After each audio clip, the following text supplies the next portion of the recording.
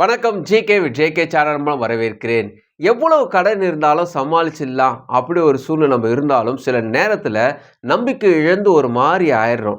சில நேரத்தில் ரொம்ப பூஸ்ட் பம்ப் ஆகி ரொம்ப உச்சத்தில் போயிட்டு எல்லாத்தையும் முடிச்சிடலான்னு ஒரு தைரியத்தில் இருந்தாலும் சில நேரத்தில் அது முடிய மாட்டுது. எப்படி பார்த்தாலும் என்னடா இது, எப்படி அந்த கடன் அடைக்கிறது, என்ன யோசித்தாலும் முடிய மாட்டுது. அப்படி ஒரு சூழ்நிலை இங்கே இருந்தீங்கன்னா உங்களுக்கான ஒரு வீடியோ தான் இது. இந்த வீடியோ பொறுத்த வரைக்குமே ஒரு 3 முக்கியமான விஷயத்த நம்ம வாழ்க்கையில் நம்ம எப்பவுமே ஞாபகம் வச்சுட்டு இருந்தோம்னா, எப்பவுமே நம்ம பயன்படுத்திட்டோம்னா, எந்த பிரச்சனைகள் வந்தாலும் அதுலேருந்து வெளியே வர முடியும். ஃபர்ஸ்ட் ஆஃப் ஆல் உருமாற்றம். ஒரு கடன் பிரச்சனை நம்ம மாட்டிட்டு இருக்கோம், அல்லது உடம்பு சரியில்லை, அல்லது ஏதோ ஒரு தடை, நான் வர வேண்டிய பணம் இன்னும் வரல, அல்லது ரொம்ப நாளாக தாமதமாயிட்டு இருக்குது, மேரேஜ் தள்ளி போயிட்டு இருக்குது. இப்பேற்பட்டவங்கெல்லாம் பார்த்தீங்கன்னா ஒரு ஸ்டக் ஆகி ஒரு இடத்துல இருப்பாங்க. அந்த நேரத்தில் இருக்கும்போது நீங்கள் செய்யக்கூடிய விஷயங்கள் உருமாற்றம். உங்களை நீங்கள் மாற்றிக்கொள்ள வேண்டும். அதாவது அந்த சூழ்நிலையிலேருந்து ஃபஸ்ட்டு நீங்கள் அது வெளியே வரணும்னு சொல்ல வரேன். அதாவது வெளியே வருதுன்னா என்ன? உதாரணத்துக்கு 98ல் என்னுடைய அம்மா வந்து பார்த்திங்கன்னா ஒரு சீட்டு பிடிச்சிட்டு இருந்தாங்க. சீட்டு பிடிச்சதில் ஒருத்தங்க ஏமாற்றிட்டாங்க. பெரிய கடன் பிரச்சனை. அப்போ நாங்கள் ரொம்ப வெல் செட்டில், ரொம்ப நல்லாவே இருந்தோம், நல்ல வசதியாக இருந்தோம். திடீர்னு ஒரு கடன் பிரச்சனை வரவோ அப்படியே கொலாப்ஸு. ஸோ வீட்டுக்கு சாப்பிட்றதுக்கு கூட பைசா இல்லாத ஒரு சூழ்நிலை. இப்படி இருக்கும்பொழுது எங்கள் அம்மா என்ன முடிவு எடுத்தாங்கன்னா, அவங்களுக்கு தேவை அந்த டைமில் ரூ. 1,00,000. அந்த ரூ. 1,00,000 அப்போலாம் ரொம்ப பெரிய விஷயம். ஆனால் அந்த ரூ. 1,00,000 அவங்களுக்கு கிடைக்காதனால சோர்ந்து போகாமல் அதுக்கு என்ன ஸ்டெப் பண்ணலான்ட்டு அவங்க என்ன பண்ணாங்க, நாங்கள் விளையாட்டுறதுக்காக மைதானத்துக்கு போவோம். அந்த மைதானத்தில் எங்கள் அம்மா நானும் வரேன்டான்னாங்க. ஒரு நாள் வந்து பார்த்துட்டு போயிட்டாங்க. அடுத்த நாள் நானும் வரேன்னு சொல்லிட்டு ஒரு பெரிய ஒரு பாத்திரத்தில் இந்த பயிறு, அப்புறமா அந்த ஈச்சப்பழம் கேட்டிருப்பீங்களா, அந்த ஈச்சப்பழம்லாம் போட்டு எடுத்துகிட்டு வந்து பேக் பண்ணி கொடுக்கலான்னு சொன்னேன். நம்ம சும்மா அசிங்கமாக இருக்குமா, ஃப்ரெண்டெல்லாம் பார்ப்பாங்கம்மா, நீ வான்னு கூப்பிட்டு போனாங்க. அவங்க ஈச்சப்பழத்தை விற்றாங்க. அந்தளவுக்கு இன்னும் சேல்ஸ் ஆகலை. ஏன்னா ஈச்சப்பழம் குழந்தைங்களாம் சாப்பிடாதுல்ல. அவங்க ஃபஸ்ட் நாள் பார்த்தாங்க, அது பெரிய சேல்ஸ் ஆகலை. அடுத்த நாள் பார்த்தாங்க, அது என்ன சேல்ஸ் ஆகணும், மோஸ்ட் ஆஃப் ஆல் தண்ணி தானே. So water packet. So water packet வச்சு சேல் பண்ணாங்க. வாட்டர் பாக்கெட் நிறைய பேர் வாங்க ஆரம்பிச்சிட்டாங்க. ஸோ அவங்களோட வியாபாரம் அப்படி தான் ஆரம்பிச்சுது. அதுக்கப்புறமா அவங்க என்ன பண்ணாங்க, ஸோ வியாபாரத்தோடைய விஷயத்தை தெரிஞ்சுக்கிட்ட பிறகு பழ வியாபாரமாக ஸ்டார்ட் பண்ணாங்க. அதுக்கப்புறமா சின்னதாக ஒரு பழக்கடை வச்சோம் எங்கள் வீட்டு பக்கத்துலேயே. அந்த கடையில் நான் தான் வியாபாரம்லாம் பார்த்துட்டு இருந்தேன். அந்த கடையில் அப்போ ஒரு மளிகை கடையாகிடுச்சு. ஸோ சின்ன வியாபாரம் அப்படியே கொஞ்சம் பெருசாகிடுச்சு. கடன் வந்து அடைக்க முடியறதுக்காக இந்த விஷயத்தை அவங்க செய்யலை. ரூ. 1,00,000 வந்து கடை வச்சா அடையிறதுக்காக அவங்க செய்யலை. அவங்க என்னென்னா அந்த பெரிய ட்ராஜடியிலேருந்து வெளியே வர்றதுக்கான ஒரு மாற்றத்தை அவங்க வாழ்க்கையில் நம்ம ஏற்படுத்திக்கணும். அங்கேயே இருக்கக்கூடாது. அது சின்ன ஒரு முன்னேற்றமாக இருந்தாலும், சின்ன ஒரு ஸ்டெப்பாக இருந்தாலும் எடுத்து வெளியே வரணுன்றதுக்காக அவங்க முயற்சி செஞ்ச பிறகு அந்த கடன் கொஞ்சம் கொஞ்சமாக அடைக்க ஆரம்பிச்சு. அதே நேரத்தில் எங்கள் அப்பாவும் நல்லா சப்போர்ட் பண்ணார். அவரை வந்து தனியாக ஒரு பார்ட் டைம் ஜாப் செஞ்சு எல்லாத்தையும் செஞ்சு தான் அந்த கடனை அடைச்சிட்டு வெளியே வந்தோம். இந்த பிரபஞ்சம் பொறுத்த வரைக்குமே ஒருத்தனை ப்ளஸ் பண்ணணும்னா அவன் வந்து எப்போவுமே ஒரே இடத்துல இருக்கிறவனை ப்ளஸ் பண்ணாது. அவனோட ஆக்டிவிட்டீஸ் பார்த்து அதை ஆட்டோமேட்டிக்காக கொடுக்க ஆரம்பிச்சிடும். ஸோ நீ இந்த இடத்த விட்டு வெளியே வந்து அதுக்கான வாய்ப்புகள் எதிர்பார்க்கணும். சின்ன ஒரு வேலை இருந்தாலும் ட்ரை பண்ணணும். நான் படித்த படிப்புக்கேற்ற வேலை தான் எனக்கு கிடைக்குன்னு நீங்கள் நினச்சிங்கன்னா நீங்கள் உட்கார்ந்த இடத்துல இன்னொரு 10 வருஷம் அப்படியே தான் உட்காருவீங்க.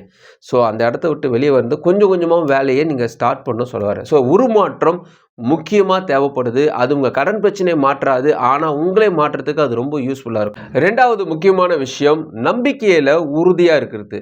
ஒரு விஷயத்த ஒருத்தவங்க நமக்காக செய்கிறாங்க வச்சுக்கோங்களேன். உதாரணத்துக்கு எங்கள் அப்பாட்ட நான் சைக்கிள் கேட்குறேன், அவர் வந்து வாங்கி தரேன்ப்பா, ஒரு 2 மாதம் ஆகும். அவருக்கு அதுக்காக ப்ராசஸிங் செய்கிறாருன்னா அடிக்கடி போயிட்டு எனக்கு ஏன் சைக்கிள் தரல, என்ன ஆச்சுப்பா, இன்றைக்கி வாங்கிட்டீங்களா, நாளைக்கு வாங்கி தரீங்களா, அடுத்த வாரம் வருமா, நம்ம அந்த க்யூரியாசிட்டியில் நோண்டிகிட்டே இருப்போம். ஒரு கட்டத்துக்கு முன்னாடி டென்ஷன் ஆகிட்டே இருறா வாங்கி தரேன்டா, ஏன்டா வெறுப்பு ஏற்றுற, ஒரு மாதிரி ஆகிடுவார் இல்லையா. நம்மளே அப்படி தான் ஆகும் சம்டைம்ஸ் குழந்தைங்க கேட்கும்போது. அந்த க்யூரியாசிட்டியை நீங்கள் வந்து நோண்டிகிட்டே இருக்கக்கூடாது. ஒரு கடவுள்கிட்ட ஒரு விஷயத்த சொல்லிட்டிங்கன்னா அவர் நமக்காக ஒரு விஷயத்த வேலை செய்கிறாரு, அது கிடைக்குன்ற நம்பிக்கையில் அதை வச்சுட்டு நீங்கள் என்ன திங்க் பண்ணணும்னா அந்த பொருள் நமக்கு கிடைச்சிட்ட போது நம்ம எப்படி சந்தோஷமாக இருப்போமோ அந்த சந்தோஷத்தை கொண்டு வரணும். நிறைய பேர் ஒரு டூர் அரேஞ்ச் பண்ணுவாங்க, அங்கே இடத்துக்கு போனால் சந்தோஷமாக இருக்கலாம், ஹாப்பியாக இருக்கலாம்னு நினச்சி என்ன பண்ணுவாங்க, மூட்டை முடிச்சுலாம் கட்டி ரெடி பண்ணுவாங்க. அங்கே பற்றியே யோசிச்சுட்டு இருப்பாங்க, ஜாலியாக இருக்கலாம்னு எல்லாம் ரெடி பண்ணுவாங்க. ஹாப்பினஸ் அங்கே போனால் தான் கிடைக்குன்ட்டு இப்போ இருக்கக்கூடிய சூழ்நிலையில் அவங்க ஹாப்பியாக இல்லாமல் அதை ஒரு பரபரப்பான ஒரு சூழ்நிலையாக மாற்றிப்பாங்க. இப்படி பரபரப்பாக சூழ்நிலை மாற்றுறவங்க என்னென்னு பார்த்தீங்கன்னா உண்மையாகவே அந்த இடத்துல போனாலும் பரபரப்பாக தான் இருப்பாங்க தவிர அந்த ஸ்பாட்டை வந்து என்ஜாய் பண்ண மாட்டாங்க. ஸோ உங்களுடைய மென்டாலிட்டி பொறுத்த வரைக்குமே பரபரப்பு வேணாம். சில நேரத்தில் அமைதியாகுது நடக்கும்.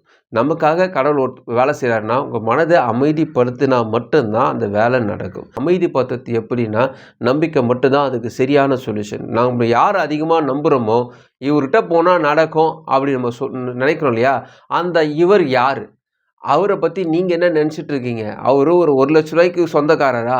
அல்லது ஒரு ரூ. 10,00,000க்கு சொந்தக்காரரா? அல்லது ஒரு ரூ. 1,00,00,000 அவர்கிட்ட இருக்கா? அவர்ட்ட நமக்கு ஒரு ரூ. 1,00,000 கேட்குறோமா? அவர் குடுப்பாரா? அப்ப அவர பத்தி நம்ம நெறைய தெரிஞ்சுக்கணும் இல்லையா?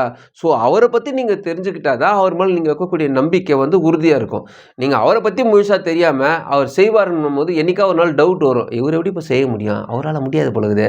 அப்படி டவுட் வரும். ஸோ அதனால ஃபர்ஸ்ட்டு கடவுள பத்திய ஆழ்நிலையில நீங்க போணும். கடவுள் எவ்வளோ பெரியவர், அவர் உங்க வாழ்க்கையில எவ்வளோ விஷயங்கள் செஞ்சிருக்காரு, அந்த விஷயத்த நீங்க ஞாபகப்படுத்தி, அதுக்கு நீங்க நன்றி சொன்னா மட்டும் தான், உங்களுக்கு கடவுள் உங்க வாழ்க்கையில செஞ்ச பழைய அப்போ அவ்வளோ விஷயம் செஞ்சவர் இப்போ விட்டுருவாரா? அந்த ஒரு எண்ணம் உருவாகும். ஸோ அதனால ஃபர்ஸ்ட்டு கடவுள பத்திய உங்களுடைய தாட், நம்பிக்கை. அந்த நம்பிக்கையில நீங்க உறுதியா இருக்கணும். 3வது முக்கியமான விஷயம், என்ன பேசுறோம் என்றது ரொம்ப முக்கியம். நெறைய நேரத்தில நம்ம கடன் வாங்கிடுவோம். அந்த கடன்காரங்க வந்து கேட்கும்போது ரொம்ப திமிரா, தெனாவட்டலா வேற பேசுவோம். "அத எப்படி குடுக்காம போயிடுவேன், நான் விட்டுருவேன்." அதாவது நம்ம எப்படி பேசுவோம்னா, கண்டிப்பா குத்துருவோம். நமக்கு நல்லாவே தெரியும். ஆனா, அந்த நம்பிக்கை, "இவன் என்னடா நம்மள கூட நம்ப மாட்டான். நம்மள ரொம்ப ஏளனமா நெனச்சுருவானோ?" அப்படி எய்ம்ல நம்ம பேசுவோம். ஆனா, அதெல்லாம் அந்த இடத்துல ஒர்க் அவுட் ஆகாது. உலகம் பார்க்கறது வந்து நம்போ காலி தான் நெனச்சுட்டாங்க. ஸோ, அதனால இந்த உலகத்துக்காகவாவது நீங்க அமைதியா இருந்து தான் ஆகணும். சில நேரத்தில கேள்வி கேட்கும்போது பதில பொறுமையா சொல்லி தான் ஆகணும்.